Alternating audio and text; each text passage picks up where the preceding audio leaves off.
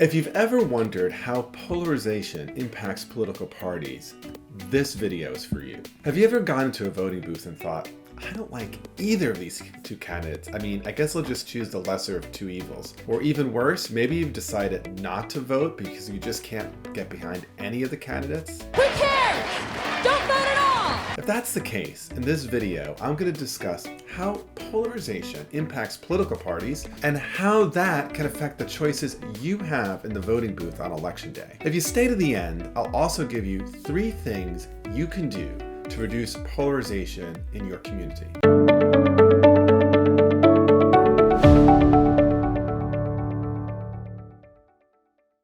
I'm Bob Bordone. I'm a senior fellow at Harvard Law School. I'm the founder and principal of the Cambridge Negotiation Institute. And much of my research and writing focuses on polarization, dialogue, negotiation, and conflict resolution. First, when I talk about polarization, what I mean is the tendency for people to become more divided across ideological lines. And when I think about political polarization, I mean the tendency of individuals to have more extreme and diverse views when compared to other groups in the United States. And it's just a fact that polarization has grown enormously since the beginning of the 21st century. Indeed, it's now the case that more Americans would rather see their children marry someone of a different religious faith than someone with different political views. When I consider the issue of polarization in political parties, it's really worth asking a chicken or egg question. Has polarization impacted political parties, or are political parties impacting polarization? I will do anything it takes to win! Now, political scientists probably have very different answers to these questions, and in fact, I suspect political scientists would be really unhappy with the framing of this question, since the reality is it's just more complicated than one is causing the other. Truth is, we're experiencing a political and societal moment where many factors, globalization, COVID-19, generational divides, climate change, increasing demands for racial justice and equity, all of them are contributing to conditions of really rapid and tectonic change. And that leads to possible opportunity, but also unpredictable and unprecedented risks. And with that come attendant anxieties that are really at an inflection point in human history. So for the purposes of this video, I want to offer 3 tangible impacts that polarization has had on political parties. First, polarization has caused political parties to become more extreme in their own positions. 2, polarization has also made it harder for parties to work together for the common good, even in areas where there used to be broad policy agreement. And 3, polarization has made it easier for parties to raise money by stoking the flames of fear or existential dread, thereby fueling more polarization. So I'll say more about each of these, and if you stay to the end, which I hope you will, I'll share 3 specific things you can do to address the nefarious impact of polarization. Let's start by talking about how polarization causes political parties to become more extreme. Now first, it might be helpful to understand some basics about how political parties work and how they come to select candidates for general elections. Before a candidate runs as a Democratic or Republican candidate in any general election, they actually have to win their party's party contest.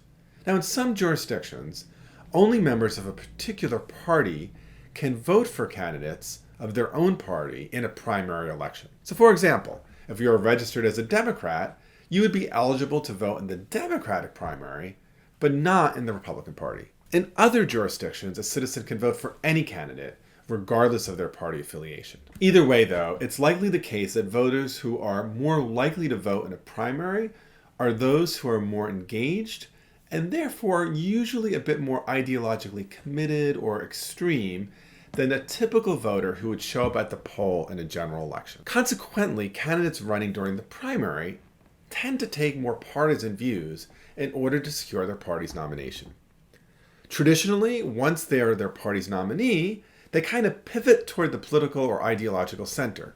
And this has particularly been the case for Senate and presidential elections through the years, although historically it was even the case for House elections. But as the electorate itself has become more polarized, and as those in the middle have felt more left out or disengaged by politics, incentives have begun to change. Because many of those who are less polarized find themselves frustrated with politics or really confused about how does it affect their day-to-day life and generally unhappy with the choices before them, some just have become disillusioned and they lose hope in the political process and they just stop voting. And if these people aren't going to vote anyway, then there's really less of an incentive to shift to the center politically. But add to this another problem. For some, instead of becoming jaded, they feel ignored, they feel used, and they become angry. And this anger actually pushes them toward extremes. In the early 2000s, we saw this on the right with the emergence of the Tea Party movement, and we saw it on the left with the emergence of the Occupy movement. And so the Democratic and Republican Party started to see an opportunity to win new voters by taking more extreme views instead of just pivoting to the center. Moreover, it became clear that there were really huge swaths of the electorate who already had somewhat polarized views, and they just needed to be mobilized to actually get to the polls. So the once dominant strategy of pivoting to the center after you won your party's nomination shifted. What if instead of pivoting to the center, you could win by mobilizing a large base of potential voters who weren't voting anymore or who had never voted at all? What if you could mobilize this new base by capitalizing on disillusionment and anger? Then pivoting to the center wasn't necessary or maybe even smart. And so in both the Republican and Democratic camps, candidates emerged who were more ideologically pure in their views, more polarizing to the other side, and less likely to compromise. In 2016, Donald Trump, an extremely polarizing figure in the Republican Party, actually won his party's nomination for the presidency and then was elected president. Democratic socialist Bernie Sanders was incredibly close in that same election to winning his party's nomination against Hillary Clinton. So all of this is to say that as a consequence of polarization, there is more life and more oxygen to more extreme political partisans in both political parties. And indeed, at this point, the Republican Party's ideological bandwidth has actually become quite narrow, such that there is very little room within the party for diversity of views on most issues. The Democratic Party has managed to allow for some more ideological diversity, but there's no doubt that polarization has made ideological diversity and policy differences harder within the Democratic Party as well. And this leads to the second effect of polarization on political parties, namely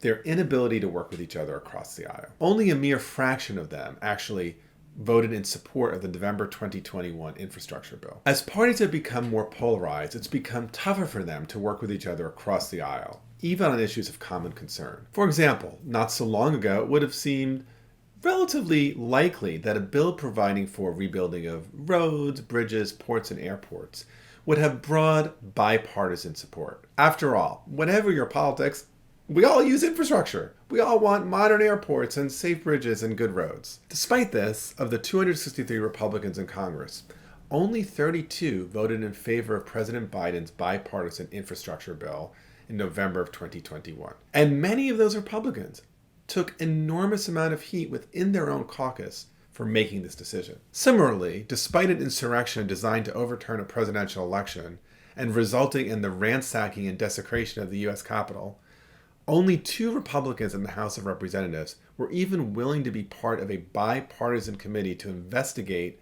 the events around that tragic day. Consider some other examples. Republicans have worked to repeal Obamacare, a law modeled on Massachusetts' healthcare plan that was proposed and passed by then Massachusetts Governor Mitt Romney, a diehard Republican. Now, why has finding common ground become so difficult? Some of it relates to research around conflict. For example, research has shown that when parties are highly polarized, they are more apt to overfocus on the areas of conflict or difference and ignore or downplay shared interests. And this leads to kind of a zero-sum mindset. For academics and practitioners in conflict resolution and negotiation, We try to help parties overcome these biases, and we help them identify domains of shared interest. This is much harder in politics, though. Why? Well, it's because of another negotiation dynamic called the principal-agent tension. Even though the long-term interests of the national good, for example, might counsel that I should work across the aisle for building new bridges or reforming and improving our healthcare system, because of the way that parties have become so polarized, any individual legislator's interests, they stand to gain much more by playing to their base. Indeed, we have seen efforts to work across the aisle often get punished. In some cases, a party might run a more extreme candidate in a primary to remove the cooperator candidate. In the Republican Party, Donald Trump has termed these people rhinos, Republicans in name only, for anyone who works constructively across the aisle with a Democrat. The upshot is that the incentives for negotiating in good faith across the aisle at an individual level often feel really slim. So the strategy becomes, do what you can to make the other side fail, and then hope when you come to power, you'll have enough seats to get something done. And this leads us to the third impact of polarization on political parties, which is related to fundraising. As Americans have become more polarized, they're apt to see those on the other side of the political aisle less as fellow citizens or as patriots who might hold different policy preferences and beliefs, and more as existential threats or even enemies. And this is really one of the poisonous impacts of polarization. Over time, it leads to further division, to vitriol, and to violence. But again, as bad as it is for the Republic and for our ability as a nation to solve many problems facing us, it can be a great vehicle for partisan fundraising. On both sides of the political aisle, parties create sophisticated fundraising machines that stoke anger and stoke fear as ways to raise money and to support their own political campaigns. So rather than spending their time and money and energy on developing wise policy choices, political parties instead focus on ways to take a soundbite from the other side and use it to raise millions of dollars for the next campaign cycle. Indeed, the value of articulating a coherent party platform that might announce your policy preferences or agendas was so unimportant to the Republican Party in 2020 that the party didn't even bother writing a party platform at its national convention. What's become much more important than policy formation in this age of polarization is raising huge sums of money to finance your campaign. And fact is, polarization helps in fundraising. So I know this is a very grim edition of the weekly YouTube video, but here's the thing, you are not helpless in this mess. You can do something to stem off the tide of polarization. And if we could stem that tide, the political parties will change and they will adapt to the times. So here are 3 tangible things you can do. First, get involved. There are lots of ways you can do this. For example, you can get involved in a campaign and support those who actually want to work to build bridge differences, not just stoke division. We really need honorable folks with integrity and goodwill to run for political office on all sides of the political fence. Politics can be honorable and good work, and so you could help by supporting them financially, volunteering for good candidates, etc. Now, I get it. Not everyone wants to be that involved. You might not have the time or the energy or the interest, and that is fair enough. But to be honest, it doesn't let you off the hook. At the very least, as a citizen of our democracy, you need to do your part to learn about and understand the issues and the candidates. And that takes more time than just paying attention days before an election or reading a few flyers or ads that come across your computer or in the mail. You owe it to yourself and your loved ones and your country to really get educated about the candidates and about the issues. Almost every complicated issue in this country involves nuance. Truth be told, most hard situations in life are not as simple as cops and robbers and good guys and bad guys that you might hear or think at a first glance. And so the same is true around the most contentious political issues facing our country, whether it's vaccine mandates or healthcare reform or immigration. So take the time to learn about the issues, learn about the candidates, and support wise and nuanced policies. Second, support and amplify efforts to work across the political aisle. I'm not sure where the idea that working across lines of difference or negotiation in good faith with those with whom you disagree are acts of betrayal or acts of weakness or surrender. Put simply, they're not. It's actually how any democracy works. And here's what I am sure of. Even the most brutal wars end at the negotiation table, not on the battlefield. I also know from the work that I do that creative negotiators working across lines of difference are strong and powerful and brave.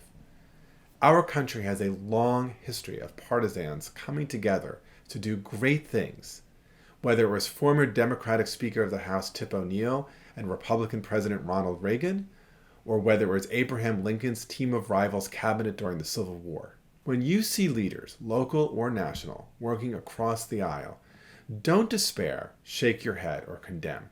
Instead, give encouragement and support. Trust that your elected leader knows their priorities and are smart and sophisticated enough to defend their values and their interests while working with the other side. The more we reward grandstanding and name-calling on our legislators, the more of it we will see, and the fewer people of high integrity and good intention will actually enter into public life. In our current media ecosystem, efforts to work across the aisle are often ridiculed, or they're seen as naive, or old-fashioned, or irrelevant, and that is just not true. Third, if you're really interested and engaged in breaking the grip of polarization, consider becoming part of many of the movements across the country that are trying to promote civil dialogue. For example, I'm a senior advisor to the National Institute for Civil Discourse. But lots of other such projects exist, from Krista Tippett's Civil Conversations Project to the Braver Angels Project. Polarization has hurt our politics and it's hurt our political parties. But challenging it is within our power. To stay educated and up to date, I want to direct you to another video, How to Control Your Emotions During a Difficult Conversation. And don't forget to like, subscribe, and hit the bell so that you don't miss out on more negotiation tactics. To learn more about some of the negotiation and dialogue skills that can help diminish polarization and promote robust and honest exchange across differences, keep watching these videos and follow me on Twitter or on my website, www.bobbordone.com.